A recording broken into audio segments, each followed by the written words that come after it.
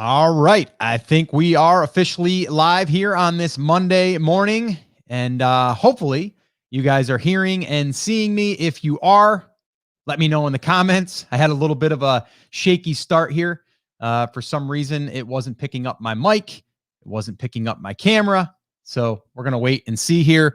But if you are joining me on the replay, I just want to say good morning or good afternoon or good night, whatever time that you are watching this. And today we are going to be talking about something that I alluded to on Friday, and that is recently, actually really recently, we just finished a sale on our e-commerce business. It is no longer mine. It is no longer my partner's. It is someone else's. And I'm going to talk about the 5 lessons that I've learned, and really the lessons that I've learned from growing that and then selling it, but also some of the fundamental principles that are still really, really important. And one of those, as you guys know that I talk a lot about, is the email. We had an email list, and I'll talk more about this, but we had an email list of just over 35,000, and we emailed them 3 times a week. And that was a huge selling point for the new owner, because they had this asset that they could control and use on a regular basis. So anyway, that's what we're going to be talking about here today. I've got 5 lessons I'm going to share with you guys, or 5 things that I took away. Also, what's going to be happening here probably in the next couple of weeks is I'm actually going to have my business partner come on the podcast. Now, it will not be a video. It'll be an audio. We still have to somewhat protect privacy because of the new owner, and we cannot really disclose the niche, the brand, or any of that stuff. So we are going to keep that, we're going to keep that quiet, but I am going to have my partner come on, and we're going to talk through it. We're going to talk about what it was like getting it started, growing it, and then selling it, and then why, all of that stuff. So that'll be coming. All right. But today we are going to be talking about this recent sale. But before I do, again, if you guys are just tuning in, good morning, good afternoon, good night, whatever time it is where you are. This is our morning coffee talk. I am drinking coffee today. And yes, I am drinking Bulletproof, if anyone even wanted to know that. But hopefully you guys all had a great weekend. Okay, the other thing I wanted to say here before we dive in is, as you guys know, I announced last week that officially we are going to be doing a fast track workshop, and it's going to be email list building. Okay. And we are going to be doing this on a specific date. I have officially marked the date in the calendar, and you may want to know what that date is. I'll be announcing it here on the page in the group, and also I'll email everyone that has already signed up to attend the workshop. But it's going to be, and check this out, I'm going to go ahead and just glance over at my calendar to make sure that I say the right date, because I did mark it down here. It is going to be October 6th at 2 p.m. Eastern Time. October 6th, 2 p.m. Eastern Time. If you're interested in joining me and you have not grabbed your ticket to attend this workshop, it's going to be a fast track workshop, and I'll talk a little bit more about that here in a minute. But I thought I did have, I didn't have it. So I'm going to have to create that real quick on the fly. So let me do this.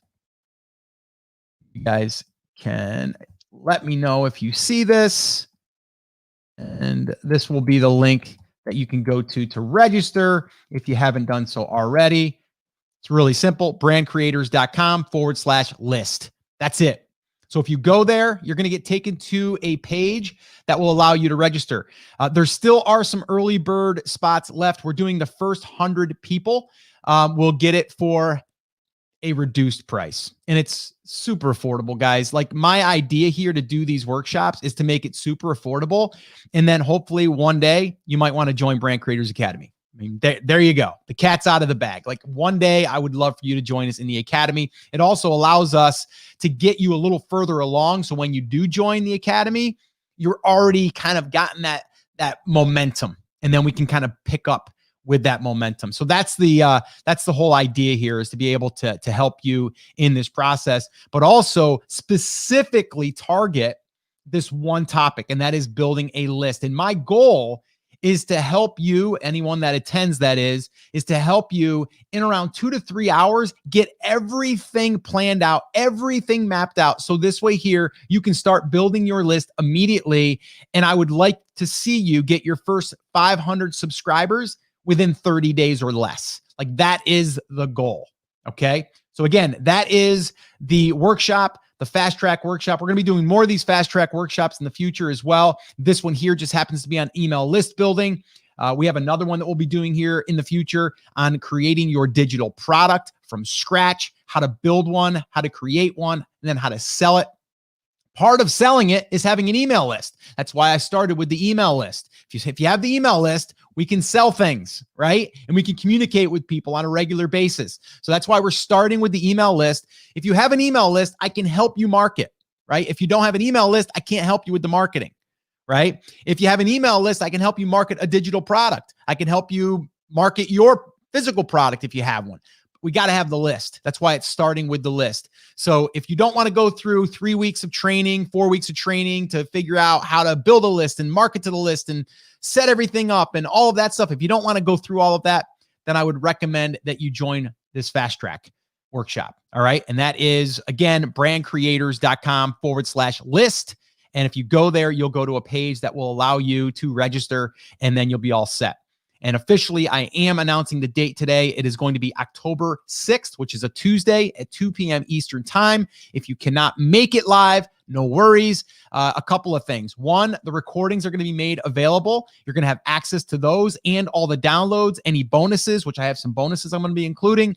And then from there, we're potentially going to be doing a second date, maybe a couple days later, just for the ones that wanted to attend live but couldn't. But that's not official yet, but the first one will be. All right. So, Derek says, your notification for this coffee talk just went out after 10:05 a.m. Eastern time. Yeah, the problem was I didn't get on till almost 10:05, Derek. So that might be the problem on there. All right, cool. So here's what we're going to do. What's up, Ruth? Good morning to you. Derek, what's up to you? Karen, what's up to you? What's up? Can hear and see you loud and clear. Octavio in the house. What's up? Let's see. Karen, what's up, Karen? Dean is in the house. All good. Thank you. Sweet. All right, cool. So we got some action takers in the house. And if you are here after the fact on the replay, drop a comment in there. Let me know that you were watching. I would love to know. All right, cool. So let's kind of go through this. Let me pull down that thing so we get that out of the way. All right, cool. All right. So like I said, I'm going to be talking about these 5 lessons or really takeaways from this recent sale, okay, of an e-commerce business. Now, let me give you a little bit of the backstory. The backstory is this, and I'm going to give you a really, really quick backstory. All right. So we started building this brand about little over 3 years ago, 3.5 years ago, if my memory serves me correct. And we started it with the idea of launching some products, building an email list, building out some content, and seeing what happens. And over the course of that 3 years, I think we had probably total maybe 15 SKUs. Variations is going to make that a little bit more maybe, but let's just call it 15 SKUs.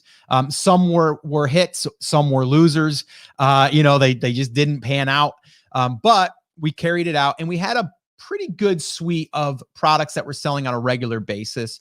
But we had dips. We had the issue with the whole virus where we couldn't send inventory in, or we sent it in and it got held up and didn't get checked in. We ran out of inventory, lost our rankings, all of that stuff. With all of that being said, though, we had other things running at the same time. We still had our email list, which was controlling a lot of our traffic, kind of like going to the website and the blog on a weekly basis. From there, we had affiliate offers that we were selling that weren't our products. We had AdThrive running on the website. We had content that was ranking, that was getting anywhere from 150,000 to 200,000 page views a month. So all of that stuff happened over the course of 3.5 years. So one thing here, I didn't even put it in my notes here, but one big thing here is it takes time, right? There's nothing out there that you're going to do that's going to be like, all right, I'm going to go ahead and set this thing up today, and tomorrow I'm going to start collecting money. Like, I don't know any business, real business, other than gambling. That's not a business, but if you were going to gamble, that's the quickest way that you could do it. But you can lose a lot too. You can lose a ton, right? So there's no like, I'm going to put in $1 and immediately see $2, right? It's not going to happen, right? So you have to have the mindset that you're building something over time, but you have to have a focus. You have to have a direction of where you're going, right? And if you do that, starts with the market in mind, then you serve the market with products and offers, right? And then how do I get in front of that market on a regular basis? Email, content, Pinterest, whatever, right? So those things are always coming into play. Well, we were doing this, learning, we were failing and winning, and we were up and down throughout the entire thing. And we decided to sell because myself and my partner just really didn't have a ton of interest anymore to grow it. Like, we were like, it was kind of like, all right, we took it as far as we wanted to go, and we wanted to do other things, right? And so it was time. And we're like, you know what? I wonder what we could get for it now, right? We didn't get to where we're going to exit for 7 figures. And a lot of you are probably wondering how much. I can't disclose the actual amount, but I will say, I'll just say it was, more than $400,000. Let's just say that. Okay. So basically we listed it just before the virus, probably like 30 days before the virus. We listed it through Quiet Light Brokerage, who I am a big fan of. You guys know that. Give a shout out to Quiet Light, Joe Valley, and the guys over there. So we listed it through those guys. And within 24 hours, we had probably 3 offers. And then within another probably 48 hours, we had another 5, maybe 6 offers. I think total we had probably 8 individuals that were interested in purchasing it. So we had multiple offers, actually offers that were more than we were asking. That's a good sign, by the way. And so we looked at all of them. And then the other thing that we thought was really cool was that with Quiet Light, they were like, we'll go and interview the buyer for you. You can be on that. And what we'll do, hey guys, give me a second here. I'm going to let my dog in here. I know it's random. Maisie wanted to be part of the broadcast this morning here. Right, Maze? I seen her sitting out there wanting to come in, and she didn't want to push the door open because she's too much of a scaredy cat. Anyway, so gotta love your doodle, Bernadoodle. She is. Anyway, okay, so we basically we weren't looking at just necessarily like, oh my gosh, like that one there is going to give us $30,000 or $40,000 more than the person before them. We really want this business to thrive after we hand over the keys. Like, we do not just want to go, oh, okay, cool, you'll pay more, but you don't really have a good business sense, or you don't really have a good direction, or I don't see how you're going to scale this. You're just going to let it kind of go downhill. I don't think I want to go with that, even if it's going to pay me $30,000 or $40,000 more. Now, some people would. We didn't want to do that. So we did end up taking, it just happened that one of the more, the higher bids were someone that we really liked. So we said, okay, let's give them a shot. So we went ahead, got all the paperwork going. They're going to do SBA. It was not a cash offer. It was an SBA, which is basically a loan. And we got in probably close to 30 days. And we get the call. They're backing out. So the thing is, when you sell a business, like an SBA type business like that, it gives them more time, and they can back out whenever. There's nothing saying that they have to complete the deal, which is kind of scary, right? So all of a sudden, my partner, messages me, like just upset, and I was upset, and it's just like, oh man, this really sucks. Let's list it again and see what happens. Now that this whole virus thing happened, is anybody even going to want to buy a business? We'll come to find out, yes. A lot of people are still buying businesses, and actually it made the SBA process longer because there were so many people buying businesses. So anyway, long story short is it took probably, I'd have to look back at the exact date, but it took over probably 4 or 5 months before we ended up closing the second buyer. And so anyway, we did close. We handed over the keys. I met the new owner. I went over a call, going over email and kind of going through our process, our cadence, our messaging, our, all of that stuff.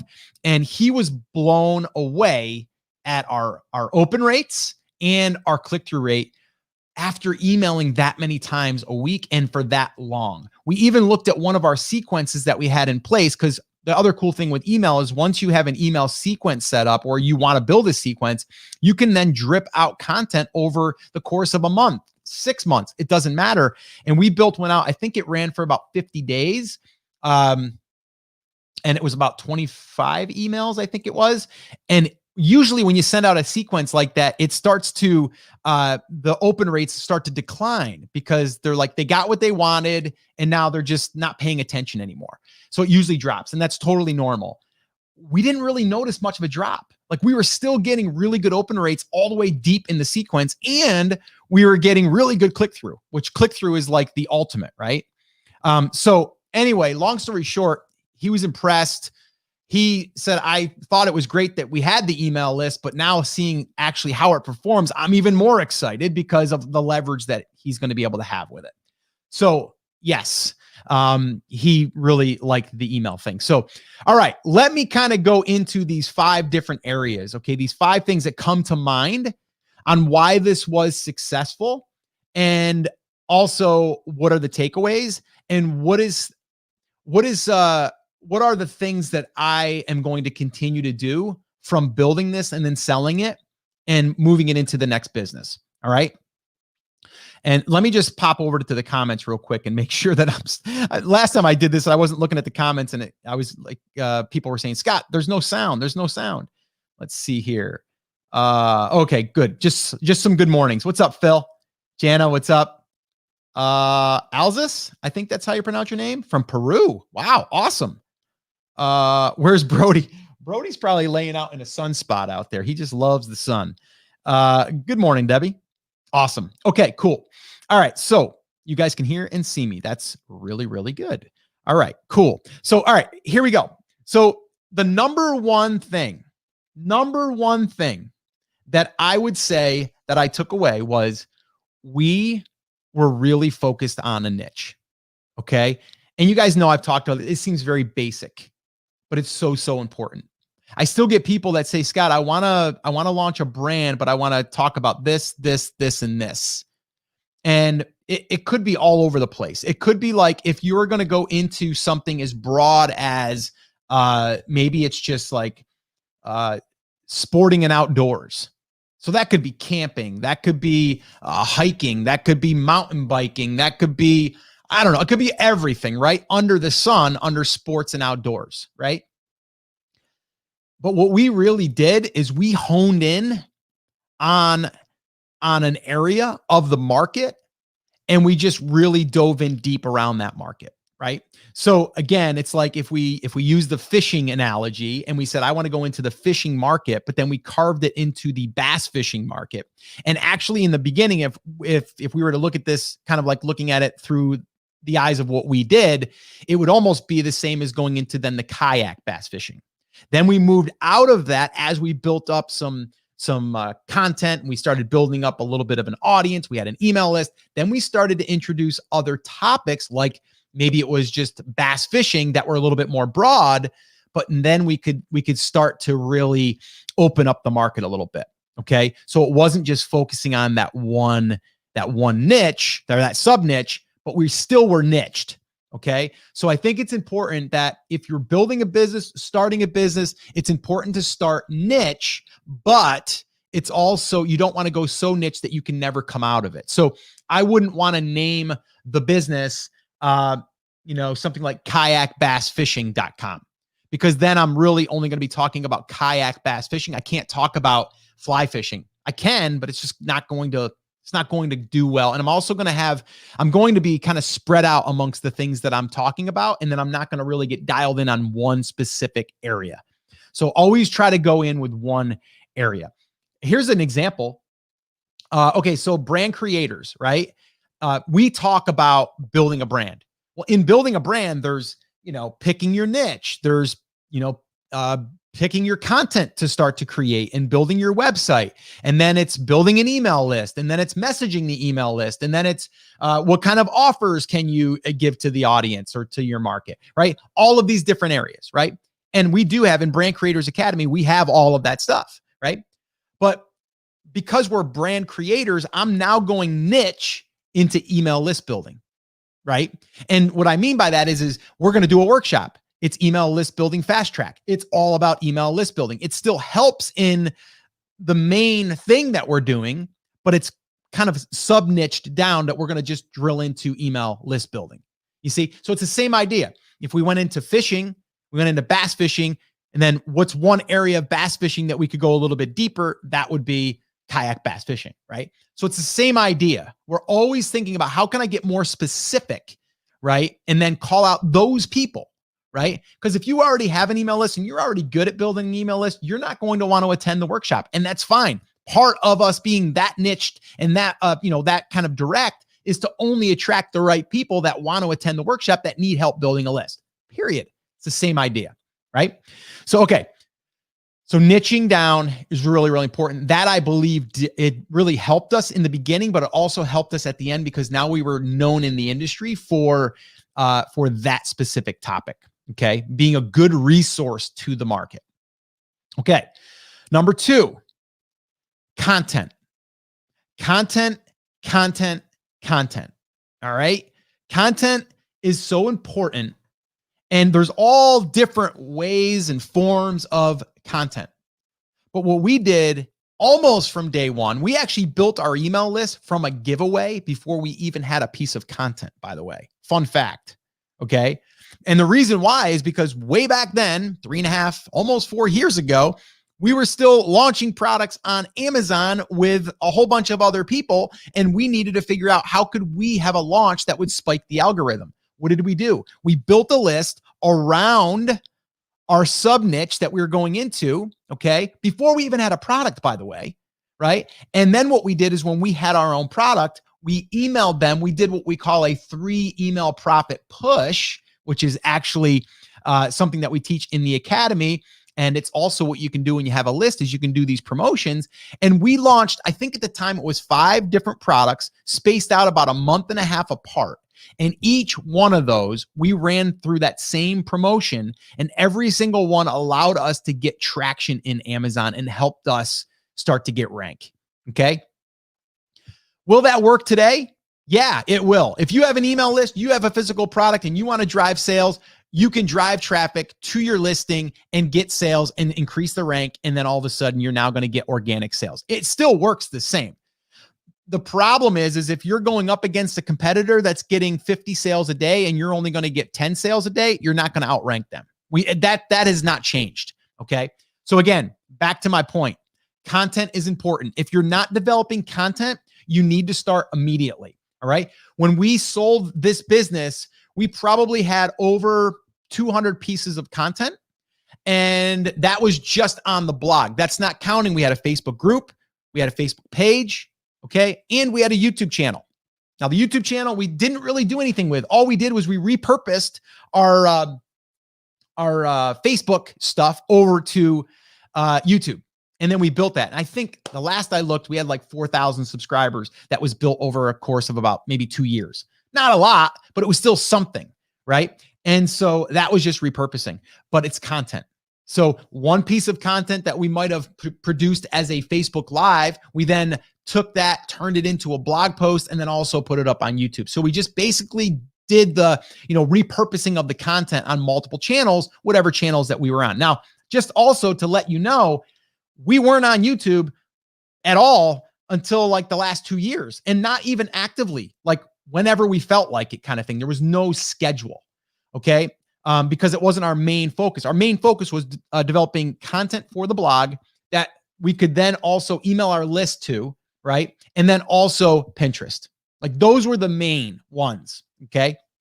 So content, super important, starting on day one, Super, super important. Okay.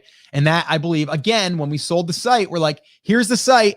It's getting all this traffic from all this content. Here you go, right? It's more stuff that's bringing traffic to the website that delivers more value. It's an asset. You can get more for your business. Okay. Okay. Number 3, obviously email. Right? We had the email list. And like I said, from day one, we built it with the intention of launching products. And then after we launched the products, we still used the list every single week. And at first we were only sending out 1 email a week. Now now not anymore. As of last week, I haven't written an email. But because the new owner kind of took over the reins, right? So I was sending 3 emails a week. Without fail, 3 emails a week. And I would space them apart to where I could send the email and then send to the unopens. It's everything that I've really been teaching you guys, like here or in the academy or in any trainings that I've ever done. It's following the same principles: niche, right? Content, email list. There it is, right? Now, the 4th thing, diversifying offers, diversifying revenue streams. So basically, AdThrive. The minute you have traffic, now AdThrive, you need 100,000 page views a month. Okay, you got to work to go there, right? There's Ezoic that has 10,000 page views. All right, we're testing that on 2 brands right now. I'm not overly impressed, but it's better than nothing. So Ezoic is like your first step into like the paid ads. Then Mediavine would be next. They just bumped theirs from 25,000 to 50,000 page views. So you need 50,000 page views. There's actually one of our members in the academy has a site he just bought, and it's getting about 60,000 page views, making about $1,500 a month on just Mediavine. So Mediavine is the mid tier, and then AdThrive is like the holy grail. Like that's what you want to end up towards. But that's just one revenue stream, and that's more or less passive because all it is traffic coming to the blog. That's it. Traffic comes, you get paid. That's it. There's no clicking involved. It's just impressions. So AdThrive or Mediavine or Ezoic.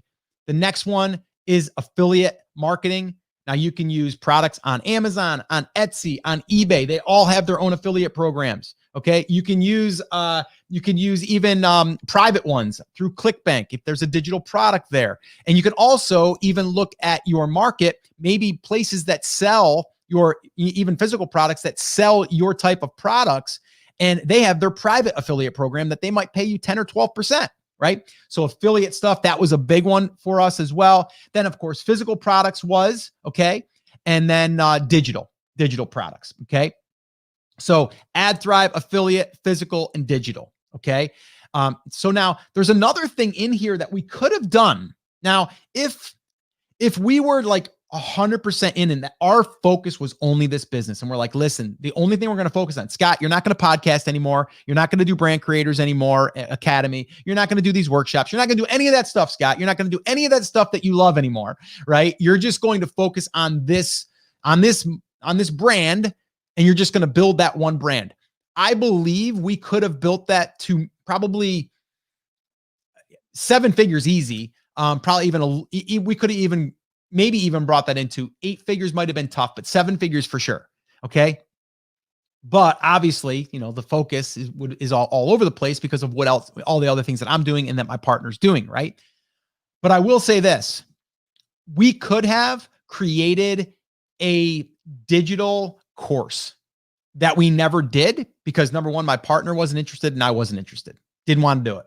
Right. We totally could have did that. So we could have added a whole nother revenue stream, probably even more profitable than the digital product that we had, but it would have required more work on our part, and we would have actually had to market it and promote it, right? And so again, you have to look at these things in your business. Are you building a business that's long-term that you're like, I love this thing. I want to be with this thing forever, right? Or am I building this thing because in 3 to 5 years, I want to sell this thing? So you got to ask yourself those questions. So anyway, that's number 4, diversifying the offers.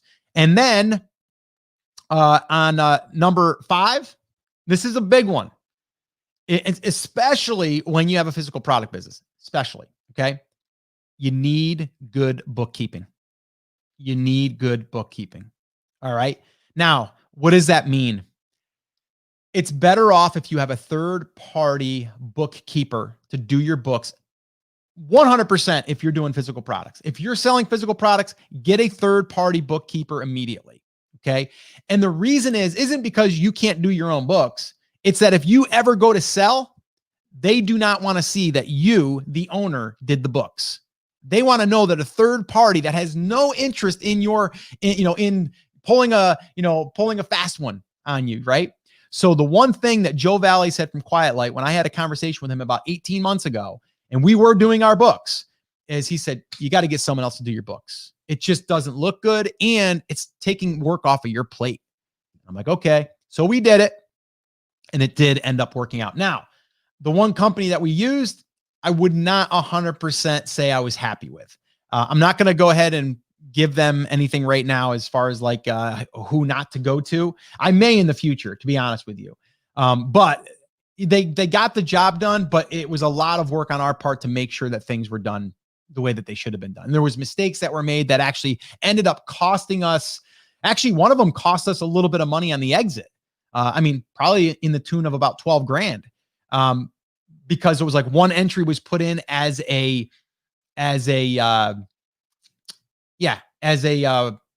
added to the sales numbers. So they ended up putting that in not as a deduction, they should have put it in as an asset, and they put it in as they put it in as an asset. They should have put it in as a deduction. That's what I'm trying to say. So because of that, it looked like you had $4,000 more times 3, because that's your multiple. It's 12 grand. So that was a little bit of an issue. But just your books are really, really important. So I would definitely recommend getting your books done and making sure if you're going to sell it, definitely do that within 12 months. Definitely. All right. All right. So the last thing that I want to say here, and this is a big one, is in order to build a business that either pays you $1,000 a month or pays you $25,000 a month or whatever, it's going to take this. And that is staying focused and staying committed. Okay. Let me say that again. Staying focused and staying committed. If you do that, okay, and all of your attention, all of your focus is on that. How do I get traffic? How do I make offers? If that's all that you're doing, there's a really good chance that you'll succeed, right? Now, is it all going to be easy? No, it's not. You're going to have ups. You're going to have downs. You're going to have days that you're like, oh my gosh, my rank is tanking because they won't check my inventory in, or it got lost, or whatever, right? Or, people are emailing me because they bought a digital product and they can't get it. And now I can't get into my website because I've been locked out because I tried to use my password too many times. And now there's like, things are going to happen, right? That's part of it. But there's also things that are going to happen at your 9 to 5, right? So you have to make that decision. What are you okay with? What are you willing to trade for the freedom that you're going after? Because that's really what we're all after, right? We're trying to gain freedom, right? But in reality, when you have a business, you are going to have to work at it, right? So it's not all, I'm just going to go ahead and just sit back and collect. It's not the way it works. So you got to kind of look at that stuff and balance it out. Now, am I happy with how it turned out with our company that we ended up selling? Absolutely. Was I going for a 7-figure exit? Yes. And it wasn't even, I don't know, for me, it wasn't even about the money necessarily. It was about the goal, right? And so in my head, I fell short a little bit, but in the same breath, I didn't, because I chose, that's a big one there. I chose to basically let it go and say, you know what, it's going to be better off in someone else's hands. And for the amount of work that, we've put into it, I think we're good. And we're both I'm saying both myself and my partner, we're in the same mindset that we want to work on other things, and it served us well. And the other thing I want to say about this business, a lot of people don't talk about this, but when you hear someone sell their business, they usually have not collected any money on the business. Now, Joe Valley will say that to you. The time that you make the most money in your business is when you sell it. And he's kind of right? Because you get a big paycheck, right? But you didn't take anything out. A lot of people, especially in the physical products, this is why Physical products is a whole nother animal, right? But when you have physical products, a lot of times you're taking the money and you're rolling it back into inventory, rolling it back into inventory, rolling it back into inventory, or you're launching new products, right? So that money is tied up, right? So the one thing I will say is we had no debt on the company, zero. Okay. The only debt it had was money that I invested up front, which, wasn't any more than, and again, I'd have to look at the exact, by funding orders, but less than, I think on our orders was less than $15,000 or $20,000 over the course of the launches on the products. Then they started to pay for themselves. So really little bit of startup. Okay. Actually our first product, we probably launched for like less than $3,000. But no debt on the company. So we never borrowed money for inventory, never. Okay. And we ended up paying ourselves every single month, and we were able to pull money. So at the end of the day, we were able to pull money, put it in our bank account, still pay for our inventory, pay for our expenses. And then at the end of the sale, we were able to take a good chunk of money and put that in our bank account. Okay. So I feel really good about that, because if you look at the overall picture, 7 figures, we're probably close to 7 figures as far as money earned all the way around, right? And so you also got to look at, and see like, okay, why is that number important to you? The number isn't necessarily important to me that it's, I made that much money. For me, it was like another milestone to be able to say that I sold a business for 7 figures. Like that would have been kind of cool. But I really kind of let go of that when I was like, well, wait a minute. Like, why is that cool? Just because it's a trophy, right? Like, I don't really care about the 7 figures necessarily. I care about, I built something that was able to be sold, and someone else is going to now take it and bring it to the next level. So there's all these things that go on in your head. And sometimes we're driven by, milestones, right? It might be like, I just want to get my website to 100,000 page views. That would feel amazing. Right? I'd feel like I accomplished something, so there's all of these little milestones that we want to get to. And I do believe that we should have these little milestones, not these big ones. Like example, we're going to do a workshop. It's coming up. If you guys are just tuning in, it's the email list building workshop. The goal is to get to 500 subscribers, right? Not 50,000, 500, right? And my goal is to get you to 500 subscribers within 30 days or less. And the cool thing about that is when you get to 500, to get to 5,000 to 50,000 is going to be a lot easier, because now you know the process, right? But let's not say and put our expectations on we have to get 10,000 subscribers. We don't have to get that. And just to kind of bring it back up, if you guys forgot, I did a coffee talk and a podcast episode on how I earned over $12,000 from an email list of 1,000 emails. Right? One of my first launches ever, right? And didn't even really know what I was doing, right? So you can do well with a small email list. It doesn't have to be 30,000 people, okay?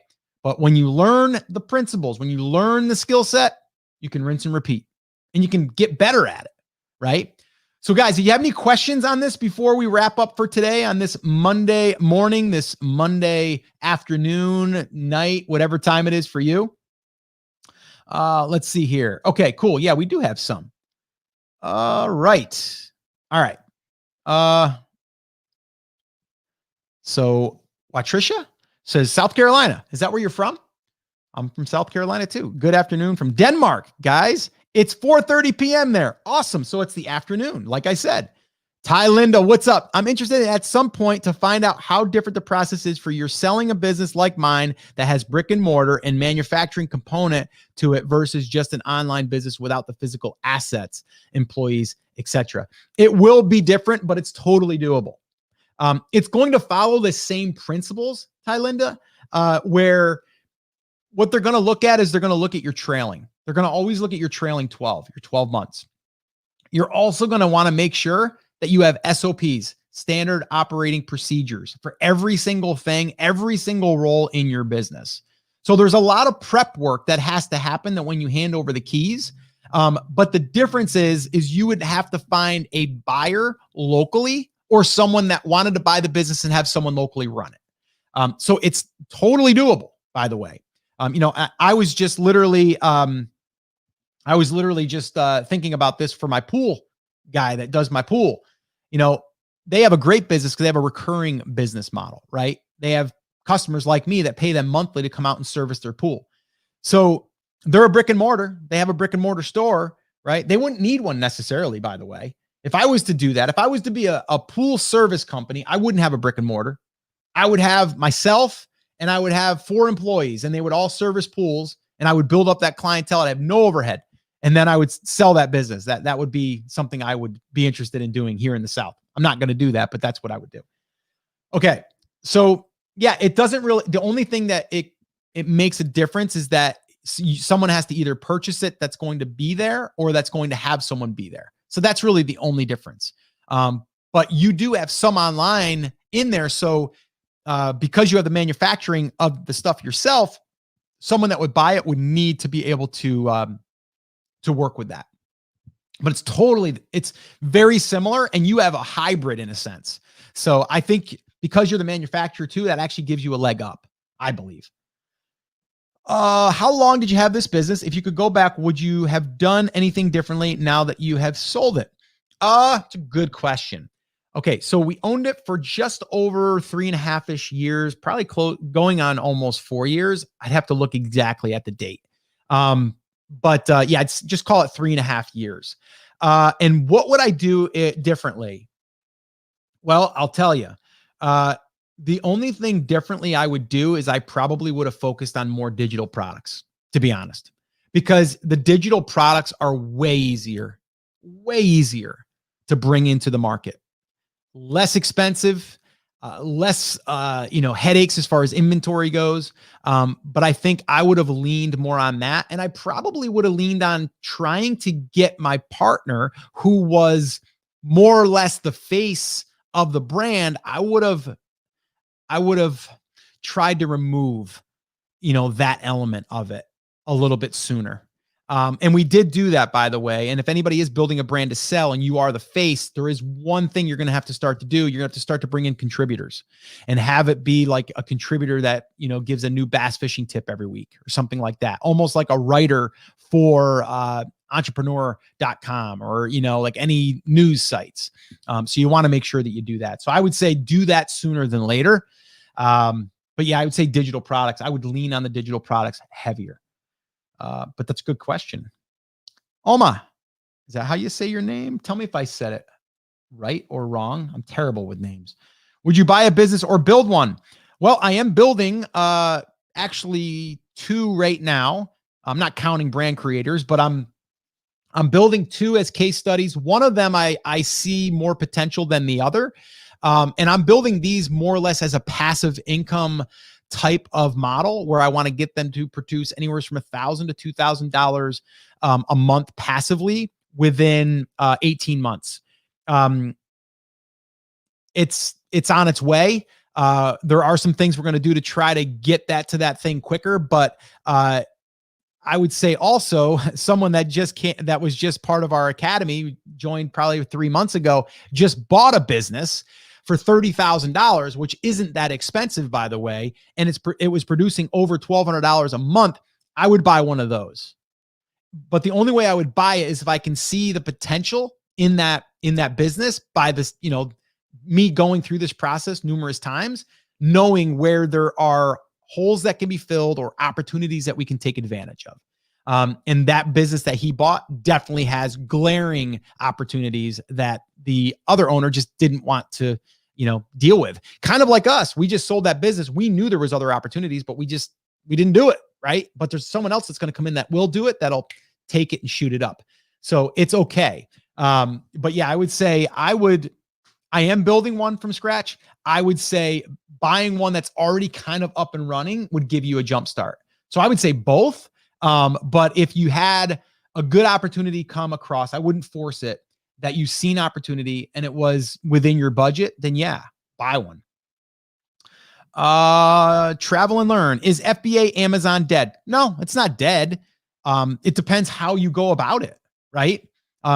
See, FBA, fulfilled by Amazon, it's just a channel, guys. That's all it is. If you're saying launching a product on Amazon, getting it to rank and building a business off of that, if that is dead, I believe, yeah, it's dead, or at least it's risky. I would not consider doing that at all. So if I'm selling on Amazon, I'm always going to have my home base. I'm always going to be building content. I'm always going to have my email list. I'm still going to be driving traffic from like Pinterest or any other channel that I feel is the right one. And I'm going to sell through Amazon using Fulfilled by Amazon. Sure. Yeah. So no, it's not dead if you use it for that purpose. But I'm not going to build a business off of Amazon FBA, if that's what you mean. Derek, how many times a week of content should we have per week? Well, to not overwhelm yourself, Derek, one piece of content. Commit to one, learn the process with one piece of content per week, and then get yourself a rhythm, right? Octavio, who may or may not be on still, he's a perfect example of this. He started with one piece of content. He learned it. He struggled a little bit, and then he learned, and then he struggled, and then he learned, and now all of a sudden he's a machine pumping out 4 to 5 pieces of content a week on autopilot, and he's not even writing them himself, right? So getting started with one is always the best answer. Same thing with building an email list. Is it going after 5,000, 10,000, 50,000, or is it going after 500? It's going after the 500. Let's do that first. We learn it. We get that. We feel good about that. And then we continue to build. So that's what I would say on that, Derek. Are you going to show us how to set up ConvertKit over the shoulder during the workshop? Yes, there will be some ConvertKit training and just setup. But here's the deal that we're going to do though, Derek. We're not necessarily going to have all the tech stuff in there. Instead, that will be additional information that we'll provide as a bonus content inside the workshop. So instead of us being on there and boring everyone with, okay, click here, go over here, hit this drop down, click here, go over here, fill this in. We're not going to do any of that over the shoulder. We will show you the basics of setting up, but the nuances and stuff, that will be saved for a dedicated video for that setup. All right. That way the workshop material is going to be strategy and it's going to be implementation. And then from there, when you get to those points, we can just carve out that. Might take 10 minutes to show you how to do that. We'll set that up in a separate video walking you through that. So yes, that will be covered for sure. Is there a minimum content you would need to sell a business? No, it really comes off of traffic, really. But I would say if you have like 4 articles on your website, it's not really substantial enough, right? They want to see, just like anything else, they want to see that one blog post isn't just driving all the traffic, right? Just as you don't want one pin to be driving all your Pinterest traffic, right? You want to diversify it. Like I just opened up one of our brands this morning on the content. I always check our stats in the morning. And we have like probably on this one site about 175, maybe 200 pieces of content. And out of all of those pieces of content, our keywords that we're being found from, which the keywords are all different, right? There's all random ones that we didn't even set out to get ranked for. There's probably over 3,000 keywords that we're being ranked for now that are pointing to these articles. And now each article might get 50 visitors a day, might get 100 visitors a day. They're all scattered. And that's the beautiful thing about planting seeds, because now all of a sudden we don't need that blog post to get 10,000. We can have one that gets 50 and one that gets 3,000, right? And you'll have some that are winners, but there's some that are just steady. They're just going to steadily bring in traffic. So I would say whenever you're selling a business, it's like anything. You want diversification on all fronts, Oh, Justin, thank you, man. Appreciate that. We're going long today on a Monday. Thank you, Justin. Mike Smiley in the house. I've been in and have consulted on hundreds of businesses in every category you can imagine. There are always problems all the time in every business. You can make money by being a problem solver. It's really that simple. It's true. Let's see. Are you going to buy another asset with the proceeds? It's a great question. I've got some ideas. Some of you know I bought an Airbnb about 1.5 years ago, a lake house Airbnb. I've really loved that. The issue is, again, barrier to entry. It's a little steep. We're talking to get involved in that, anywheres from, I don't know, 250 to 350 grand out of pocket. And then, which isn't a problem, but then from there, you also have to get financing, right? To finance one of these homes that's $1 million, right? So right now, I'm not probably going to do that. I'm going to ride the one that I got, but I am looking at possibly if the right one came across, I would do something just like one of my Academy members did and buy a site for 30 or 50K. So yeah. So I'm going to keep it, accessible. Let's just keep it at that. And travel and learn. What are you doing now? Are you starting another business? Well, we kind of already have. The thing that we've done is we've built a couple of test brands, if you will, so we can show people how to create content, how to build an email list, and all of these things. Next, we're going to show how to build a digital product. So my idea is to keep that as a case study, a live case study, and then just keep building that out slowly but surely and show where it goes. And then in the meantime, am I going to start another one from scratch? Probably not right now, but I may look at purchasing, like I said, another one that's getting some traffic and has some revenue already coming in. That's a possibility. I love this. I love that you love this. Okay. Do you still recommend going to China for sourcing? It depends. I'm going to pull a Chris Schaefer on us. It depends because if that's where you can find your product and it's the best product made and you're getting a good, cost, then yeah. But you could go to Italy, you could go to the US, you can, Germany, like wherever you can get the product that's going to serve what you need, then yes, I wouldn't say China is the only place to get product. Okan, hi, what's up? Okay. What resources would you recommend to learn further about what to look for in a biz to buy? Okay. So are you talking about like what you're looking at as far as like assets and stuff? I think the best thing there is probably just go to quietlightbrokerage.com. Go over there.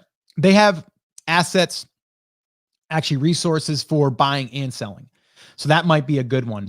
But I could do a coffee talk on basically what I look for and what I will look for in the future. So if you're interested in that, if you guys are interested in that episode or a coffee talk, let me know, drop it in the comments. I can do that. So kind of like we would sit down and kind of look at what would make me want to buy a business. And I can I could even look and see if there's any listed even on Empire Flippers or any of those. There's some stuff you got to do to validate everything too. You can't just say, oh, it looks good, I'm going to buy it. You got to have someone go through the SEO and do an audit, make sure that the backlinks on the site aren't, bad backlinks that are going to get wiped out by a Google update.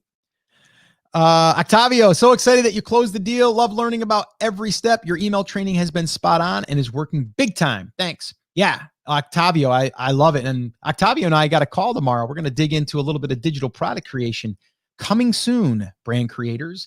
We'll be keeping you guys up to date. Yeah, no problem. You're welcome. How are you picking your niches?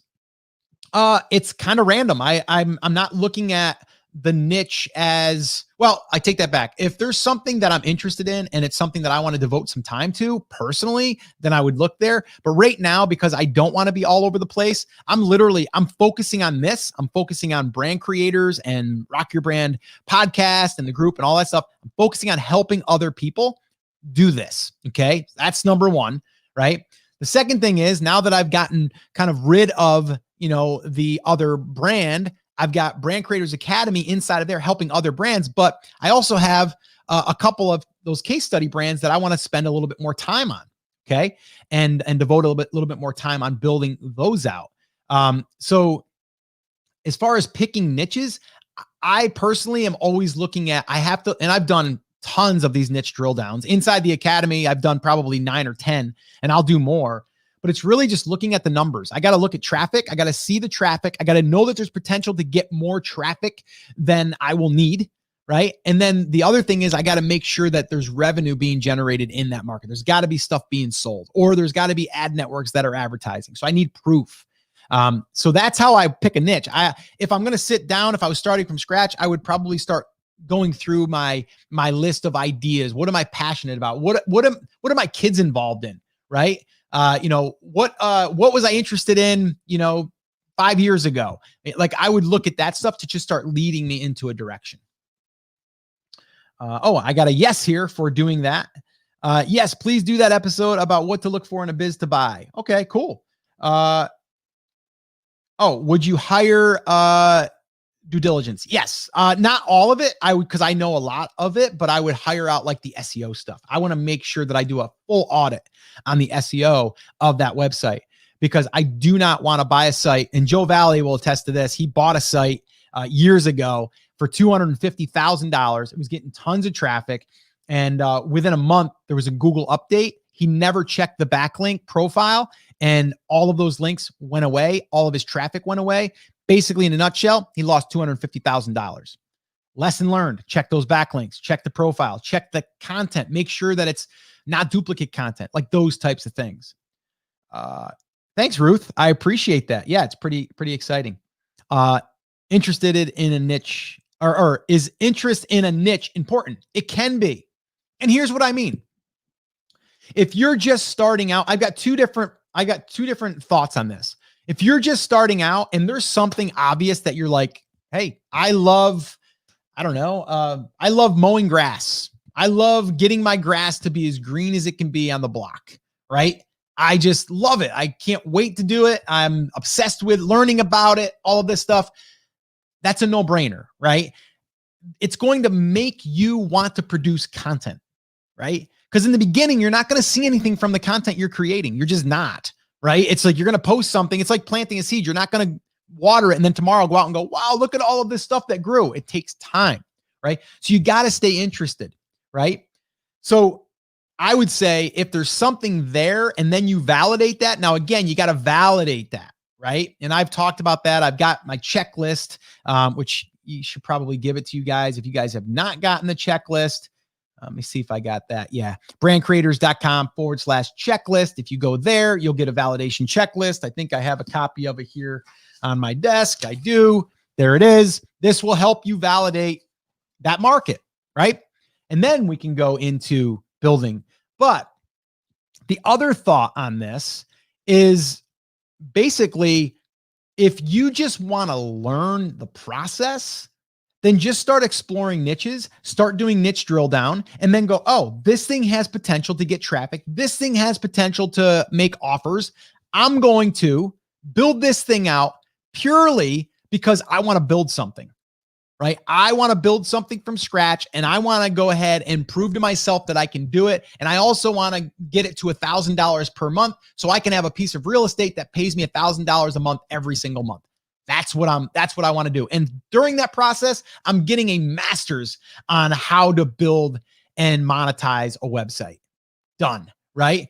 So basically, you're putting in your time to learn. We're not just going to go through and kind of be like, okay, read this part of the book and that's it. No, you got to do to learn, right? So that's why I'm a big believer in making sure that you understand that when you're building this thing, you're also learning. So you're never failing, by the way.